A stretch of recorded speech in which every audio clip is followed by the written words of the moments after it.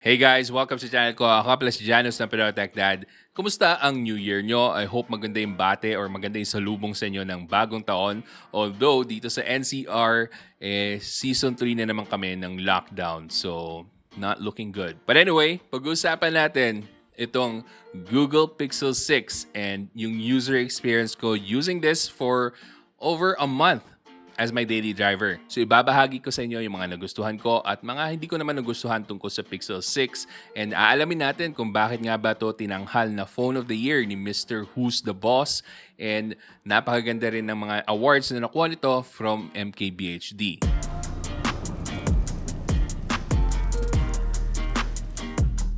Na bagong lahat, inaanyayahan ko kayo mag-follow sa Facebook page ko, Pinoy Techdad, para naman updated kayo kung sakaling may mga post ako doon ng giveaways na hindi available dito sa YouTube. So, follow nyo na guys. Andyan po yung link sa description box.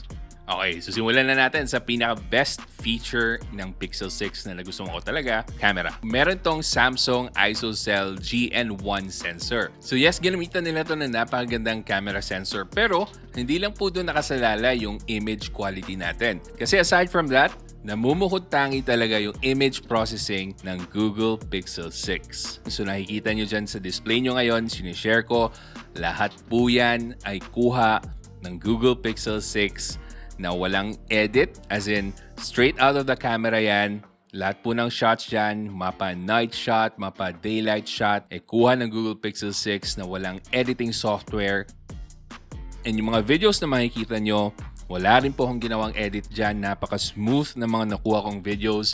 Napakaganda ng image stabilization niya. Meron siyang OIS. And I'm pretty sure meron pa silang mga enhancements na ginagawa dyan sa pag-take ko ng videos. So kung naghahanap ka ng Android phone na pwede mo magamit to post on social media dahil influencer ka, or maybe for vlogging dahil namamahalan ka sa pagbili ng standalone camera na wala namang phone capabilities, ito talaga ang highly recommended ko, yung Pixel 6. Yung mga quality ng photos na makukuha mo, sobrang high quality talaga.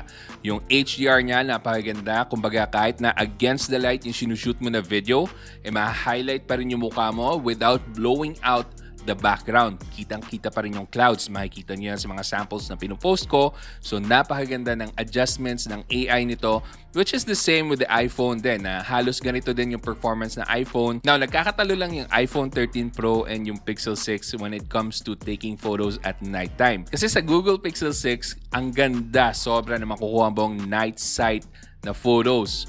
As in, sobrang liwanag, sobrang brighter than other phones na na-try ko before. Actually, makikita niyo yung samples and comparison ko ng night shots ng Google Pixel 6 versus an iPhone doon sa Facebook page ko. Hanapin niyo lang yung post ko doon. Meron comparison side by side and huhulaan niyo kung alin yung kuha ng Pixel 6. But, spoiler alert, yung mas maliwanag is sa Pixel 6. So, kung naghanap kayo ng phone na talagang mapapaliwanag yung mga shots nyo during nighttime, Pixel 6 hands down ang panalo dyan. Na pagdating naman sa video quality, ang napansin ko side by side with an iPhone is mas saturated yung video quality ng kuha ng Pixel 6. So I guess pwede mo i-argue na mas ready nang i-post sa social media yung mga kuha ng Pixel 6 versus sa iPhone. So kung camera lang talaga usapan, camera lang talaga yung habol mo, alin ba sa iPhone or Pixel 6 ang mas dapat mong piliin? Nakuha ko lang naman dahil nga mas budget-friendly ang Pixel 6, mas pipiliin ko yon kasi not only does it give you great quality photos and videos,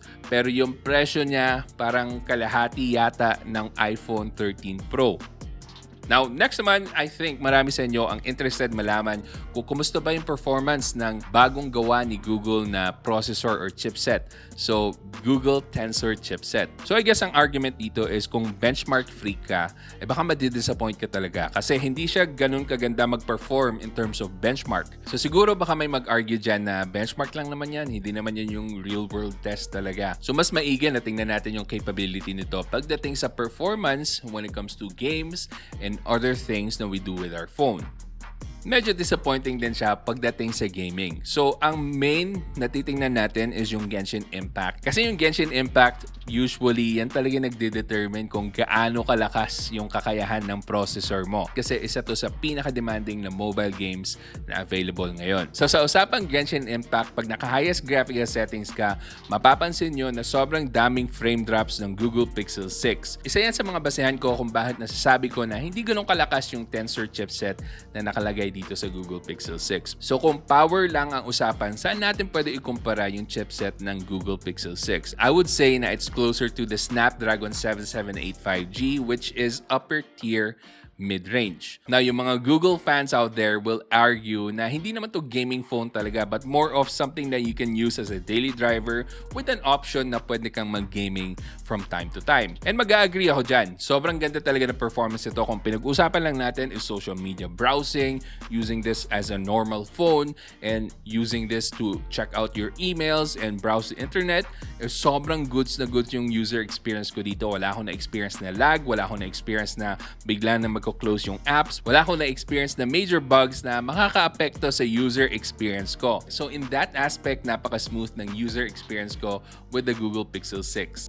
Next naman, pag-usapan natin yung display. And while this is not really the main highlight ng phone na to, napakaganda pa rin ang AMOLED display nito. Meron siyang 90Hz refresh rate and capable of HDR10+.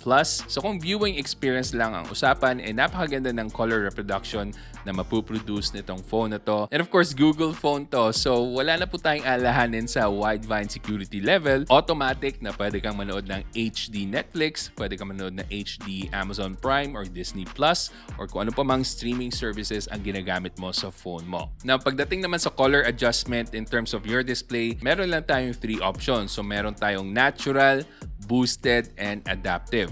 So, medyo limited tayo sa color options, but that's okay kasi para sa akin, maganda naman yung color reproduction ng phone na to out of the box. Wala naman ako problema din na 90Hz lang to versus the 120Hz on the Pixel 6 Pro. Next naman is yung build quality ng phone na to. Looks very sturdy, looks very premium. Meron tayong black finish dito sa colorway na meron ako. Metal yung frame niya. And then, meron siyang glass back panel. Now, marami ang na-turn off sa ganitong design. May mga nag-comment na mukhang power bank daw. Pero para sa akin, sobrang goods na goods ako sa design nito. Lalo na yung kulay na to. It really stands out. Isa na rin yan sa mga binabayaran mo pagtaas mong ganun. Uy, Pixel 6 phone. Simplex.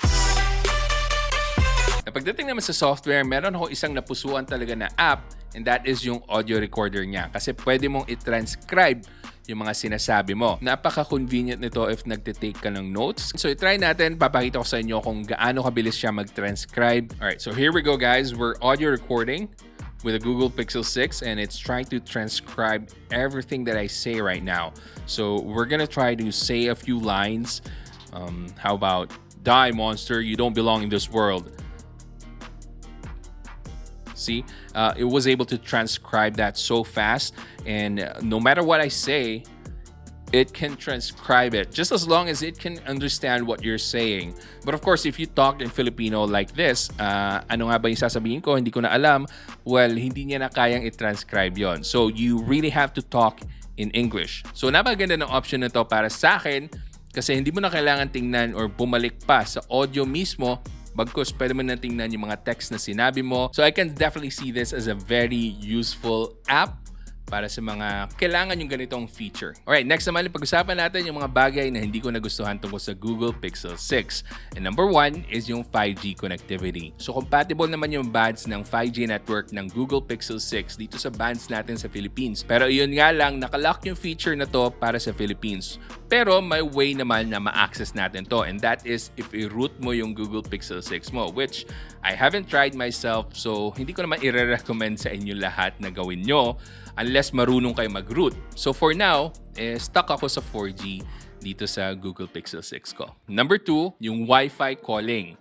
So, meron dapat tong Wi-Fi calling na available, but so far, hindi ko ma-access. Yung Wi-Fi calling kasi allows you to make calls and texts kahit na wala kang signal from your network. Actually, may video ako na ginawa dyan na hindi pa lang na-re-release. So, antayin nyo guys pag ni-release ko na yung video na yon. Hopefully, mapanood nyo and hopefully makatulong sa inyo na may problem sa mga signal ng phones nila. But anyway, ayun nga, hindi ko ma-access yung Wi-Fi calling so far dito sa Pixel 6 ko. Number 3 naman, related pa rin sa network connectivity, minsan pag galing ako sa elevator na walang signal and then pagkalabas ko na dapat may signal na, hindi automatic na nande-detect ng Google Pixel 6. So merong mga times na nandito ako sa unit ko na merong nagtatry na tumawag and hindi nila ako makontakt and hindi nila ako masenda ng text. Now, kung may Google Pixel 6 ka or Google Pixel 6 Pro and na-experience mo yung same issue, let me know in the comment section. Sana hindi lang ako yung merong ganitong problema at sana magkaroon ng fix para dito. And then ito, sobrang minor lang naman na reklamo, yung internet connection ko. Instead na merong hiwalay na Wi-Fi connection and then mobile data connection, pinagsama nila sa isang menu. So that means kailangan mo pa i-access yung internet connection and then doon mo lang makikita yung mobile data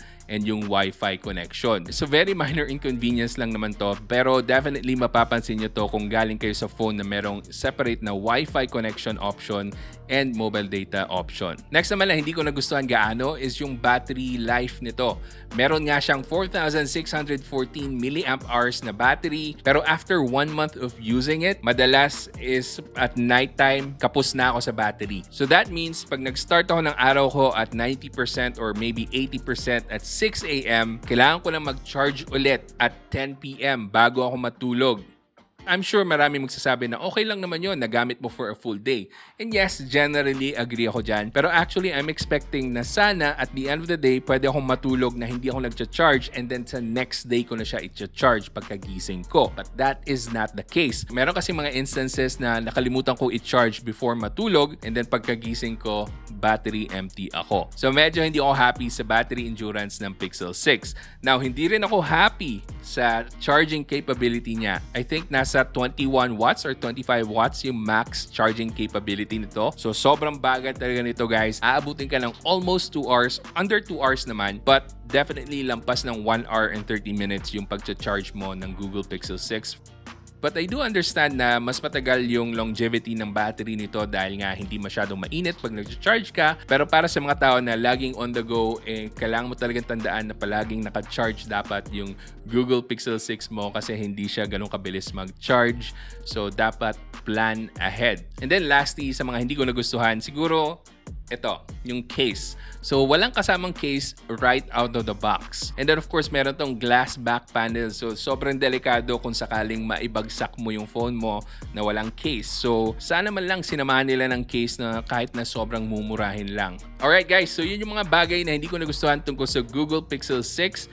Pero para sa akin, mas matimbang pa rin yung mga features na nagustuhan ko versus sa mga bagay na hindi ko gaano nagustuhan sa Pixel 6. Of course, siguro yung major things lang na hindi ko talaga nagustuhan is yung lack of 5G out of the box and then yung battery endurance and maybe yung battery charging capability niya. But that's it. Overall, mas gugustuhin ka pa rin na maganda yung user experience ko with the camera as well as yung user experience ko with the UI na stock Android. Panalong-panalo pa rin sa akin itong Google Pixel 6. So bakit nga ba itong Google Pixel 6 ang itinanghal ng mga sikat na tech YouTubers tulad nila Mr. Whosetheboss and MKBHD as Phone of the Year or maybe Best Value Phone of the Year? Well, first of all, kailangan natin alamin muna saan ba sila nakatira. So si MKBHD nasa Amerika, si Mr. Whosetheboss nasa UK. First world countries. Para sa atin sa Philippines, yung $599 na value ng phone is sobrang taas. It's 30,000 pesos. And kung iisipin mo, at 30,000 pesos, pwede ka na magkaroon ng flagship device na merong Snapdragon 888, merong 108 megapixel na camera na of course very enticing yon kasi high number, diba? Mataas yung battery capacity, merong fast charging, 120 watts. 30,000 pesos is not a joke. But for other countries, of course, 30,000 pesos is just pocket money. Sobrang budget friendly, diba? So I would understand bakit sinasabi nila na budget phone ang $599. But for us in the Philippines, meron lang number 1 talaga na phone of the year, and that is this one, yung Poco F3. Kung Filipinos yung tatanungin nyo, ito ang phone of the year. Hindi dahil meron tong super ganda na camera, hindi dahil ito yung top of the line na chipset, pagkos dahil lahat ng kailangan mo na features sa isang phone nandito na. Kung bibili ka sa gray market sellers nito, nasa 35 to 40,000, depende. Ito, pwede mo makuha at 13,000 pesos na naka-sale. Pero dito sa Pixel 6, kung camera talaga ang gusto mo and habol mo sa isang phone, panalong-panalo to at 35,000 to 40,000 pesos. For the camera and the smoothness and the overall user experience, I can still highly recommend the Pixel 6. Given na okay lang sa'yo na wala munang 5G, and given na hindi ganun kaganda yung battery life niya. Anyway, hanggang dito na lang po muna tayo. Kung gusto mo pang makapanood ng video kung paano pumili ng phones in 2022, meron po akong video dyan. And kung gusto mo naman makita yung mga phones na dapat mong abangan this year, meron po akong video dyan. So hanggang sa susunod, ako nga pala ulit si Janus na Pinoy Techdad. Kita-kita ulit tayo.